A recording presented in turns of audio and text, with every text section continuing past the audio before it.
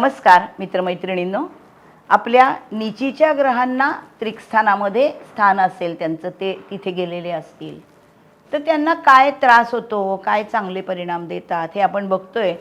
एक आपल्याला आवडणारा अतिशय मोहक असा शुक्र हा जर त्रिकस्थानामध्ये गेला नीचीचा असताना, नीचीचा शुक्र कुठे होतो तर तो कन्येमध्ये नीचीचा होतो. का होतो नीचीचा? कारण कन्या राशी अतिचिकित्सा करणारी, डिटेल ओरिएंटेड अशी रास आहे आणि शुक्र हा सौंदर्य तपासणारा, सौंदर्य बघणारा, सौंदर्यासक्त, ऐहिक सुखाचा, रसिक असा ग्रह आहे. आता रसिकतेला कॅल्क्युलेशन करता येतं का? तर कन्या रास कॅल्क्युलेशन करायला बसते, त्याच्यामुळे तिथे शुक्राला नीचीची जागा दिली आहे त्याने. मग हा नीचीचा शुक्र जर षष्ठामध्ये आला असेल, आधी मुळात शुक्र हा विलासी जीवन, मौज मजा, ऐहिक सुख यांचा कारक आहे आणि इथे षष्ठामध्ये तो कन्या राशीच्या स्थानात आला की तो प्रेमाची चिकित्सा करतो. जो जोडीदार निवडायचा आहे त्याच्यावरती चिकित्सा करून जोडीदार निवडायचा, म्हणजे विवाहाला विलंब लावतो, आर्थिक चढउतार होत राहतात आणि सेक्शुअल पार्ट्समध्ये अनारोग्य, किडनीचे प्रॉब्लेम हे शुक्राशी निगडीत आहेत. पण याचा जर नीचभंग झाला तर अतिशय उत्तम भावनात्मकता याची असते. कधी होतो नीचभंग?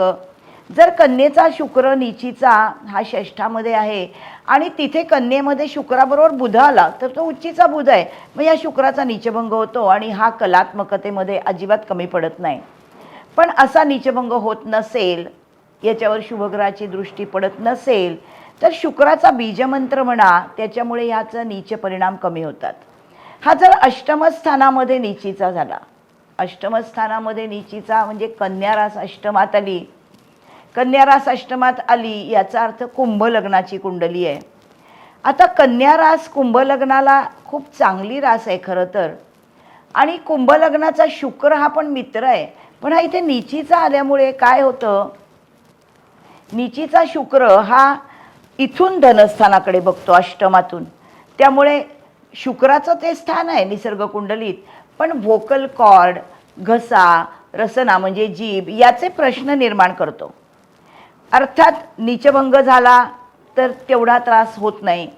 तसंच हा डोळ्याचं आरोग्य पण दाखवतो. इथे नीचीचा असेल तर डोळ्याला त्रास होतो जातकाच्या.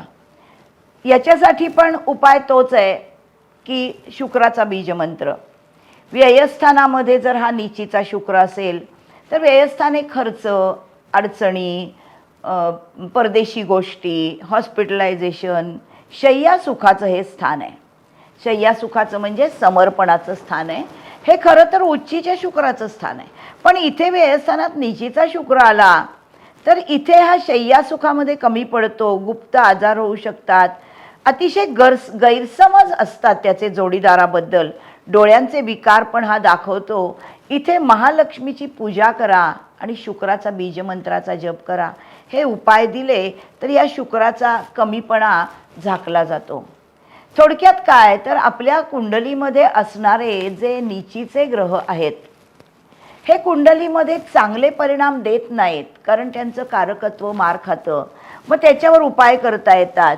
आपल्या आयुष्यामध्ये कुंडलीमध्ये कुठलाही कुयोग आलेला असला तरी आपल्या कुंडलीतले राजयोग असतात, ते त्याच्यावर मात करतात आणि काही उपायांनी या ग्रहांचा कमीपणा हा नीट केला जातो. त्याच्यावर उपाय करून त्याच्यापासून चांगले परिणाम मिळवता येतात. कारण ॲस्ट्रॉलॉजी ही माणसांचं शास्त्र आहे. माणसांना कसं सुखी करता येईल हे ऋषीमुनींनी शोधलेलं आहे आणि ते उपाय त्यांनी तिथे दिलेले आहेत. अनेक आराध्य वृक्षांचे उपाय पण करता येतात. मी अनेक प्रकारे हिलिंग कसं करावं याच्यासाठी पण काही उपाय शिकवते. माझ्या क्लासला ॲडमिशन घ्या, तुम्हाला हे सगळं शिकता येईल. आपण ही जी सिरीज केली आत्ता, उच्चीचे ग्रह, नीचीचे ग्रह त्रिकस्थानामध्ये, ही केवळ अभ्यासासाठी केली. ज्या लोकांना अभ्यास करायचा आहे ॲस्ट्रॉलॉजीचा, ह्या स्पेसिफिक अभ्यासामधून कुंडलीकडे बघून वेगवेगळ्या गोष्टी असं वाटतं की हे ग्रह आपल्याशी बोलतायत, इतके ग्रहांचे परिणाम आपल्याला माहिती व्हायला लागतात. बघा कसं वाटतंय तुम्हाला माझा एपिसोड. चॅनल सबस्क्राईब करा. आपण पुढच्या ग्रहाकडे जाणार आहोत. उच्चीचा रवी त्रिकस्थानामधून पाहिलाय, यानंतर बघणार आहोत नीचीचा रवी त्रिकस्थानामधून. तोपर्यंत बाय बाय.